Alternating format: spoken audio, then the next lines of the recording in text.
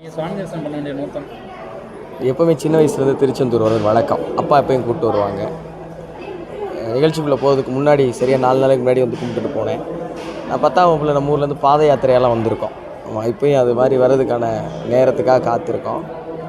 தமிழ் கடவுள் முருகன் அவர் தானே நமக்கு அடையாளம். அவரை வேண்டிட்டு போகிறதுக்காக அவ்வளோதான்.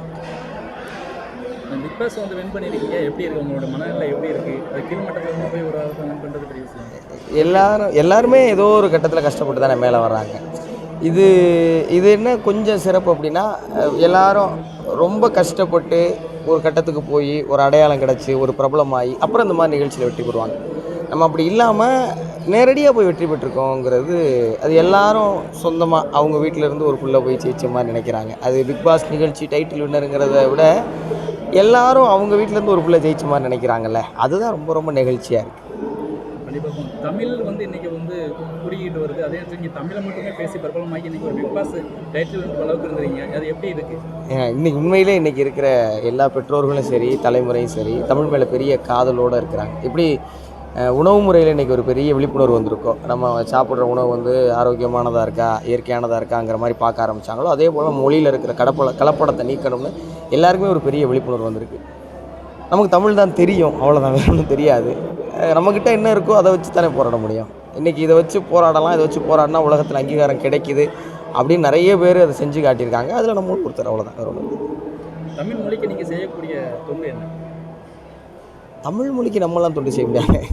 மொழி நம்ம எல்லாரையும் வாழ வைக்கணும். நம்ம வாழ்ந்தால் மட்டும் போதும், வேறு ஒன்றும் செய்ய வேணாம். உங்களோட அடுத்த பயணம் திட்டம்?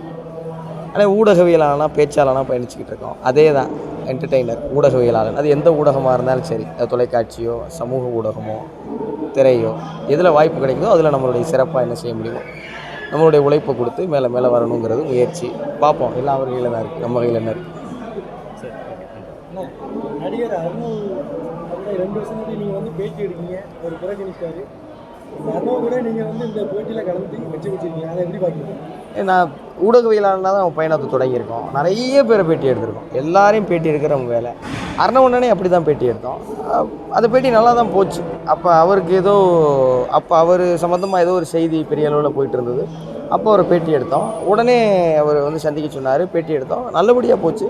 அப்படி தானே எல்லாருமே அப்படி தானே. இப்போ அதில் வேறு உள்ளே வந்தவங்க வேறு ஏதாவது வாய்ப்பு கிடச்சிருந்தால் மற்ற எல்லாருமே பேட்டி எடுத்திருப்போம். உள்ளே வந்த 24 பேரில் ஒரு 4 பேர் நம்மளை மாதிரி அதிக பிரபலம் இல்லாதவங்களே தவிர நிறைய பேர் பிரபலமானவங்க தான். அவங்க எல்லாரையுமே பேட்டி எடுக்கிற வாய்ப்பு கிடச்சிருந்தால் எல்லாரையும் எடுத்துருப்போம். இப்போ வாய்ப்பு கிடைச்சாலும் எடுக்கணுங்கிறதா நம்மளுடைய வேலையை தானே. அப்போ அதில் என்ன, அது ஒன்றும் பெரிய அவரோட இந்த சீசனில் நீங்கள் வந்து இருந்து பணியாற்றி வெற்றி பெற்றிருக்கீங்க, அதை எப்படி பார்க்குறீங்க? ஆனால் ரொம்ப மகிழ்ச்சியாக இருக்குண்ணே, ரொம்ப மகிழ்ச்சியாக இருக்குது. யார் உழைச்சாலும் உங்களுக்கு வெற்றி நிச்சயம் அப்படிங்கிற ஒரு நம்பிக்கை எல்லாருக்கும் கிடச்சிருக்கும் நான் நம்புகிறேன். அது எல்லோரும் எப்படி நினைக்கிறாங்க அப்படிங்கிறது எல்லாத்தையும் தனித்தனியாக கேட்டால் தெரியும். சினிமாவுக்கு போகக்கூடிய வாய்ப்புகள் வந்தால் முயற்சி பண்ணணும். கலைத்துறைன்னு வந்துருச்சுன்னா அதுதான் சொன்னேன்ல, அது சமூக ஊடகமாக இருந்தாலும் சரி, அது செய்தி ஊடகமாக இருந்தாலும் சரி, தொலைக்காட்சியாக இருந்தாலும் சரி, அது திரைத்துறையாக இருந்தாலும் சரி, எல்லாமே ஊடகம் தான். எதில் நல்ல வாய்ப்பு கிடைக்குதோ, எதில் சரியான வாய்ப்பு கிடைக்குதோ அதை பயன்படுத்தி அதில் எப்படியே கொஞ்சம் கொஞ்சமாக மேலே வர்றதுக்கான முயற்சிகளை செய்ய வேண்டியது.